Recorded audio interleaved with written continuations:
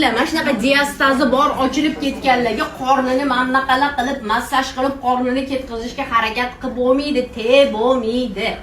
Mumkin emas. Chunki bu belgiya liniya живота ichida kisheshniklar bor. Kisheshniklarning himoya qobig'i qalqoni. Bu qalqon ochilib ketdi. Ichida kisheshniklar qalqonsiz, himoyasiz turibdi-da, yana unisini mamna qilsanglar, unga juda ham katta zarar yetkazib, yana buni undan battar katta yirtib olishinglar mumkin. O'shaning uchun diastazi borlarga tegmaymiz. Osteopatiya qilib yon taraflardan ishlashingiz mumkin, lekin bunday zo'riqtiradigan massaj simboliyani mana shunaqa qorinliklar borishyapti massajistlarga. Ular bilimga ega bo'lmagani uchun, bilimi yo'q, tushunchasi yo'q bo'lgani uchun uni tekshirib ham ko'rmaydi, diastazligini mana bunday qorin chiqib turibdimi, o'qlovlar bilan massaj qilib, qattiq massajlar, apparatlar bilan qilib, uni undan battar dabdala qilib yuborishyapti, teyish mumkin emas. Tushundinglar?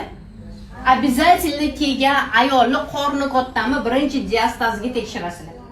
Diastazi bor bo'lsa massaj qilmaysizlar, yon taraflaridan qorinning o'rtasiga tegmagan holda qilinadigan osteopatiyani va belini mamnaq qilib uzaytirish, organlar yig'ilib qolgan bo'lsa, o'shalarni ochib, erkin harakatni ta'minlab berishni qilasizlar. O'shanda bundoq qilib cho'zilib qolib, qorni o'z-o'zidan sekin ichkariga kiradi.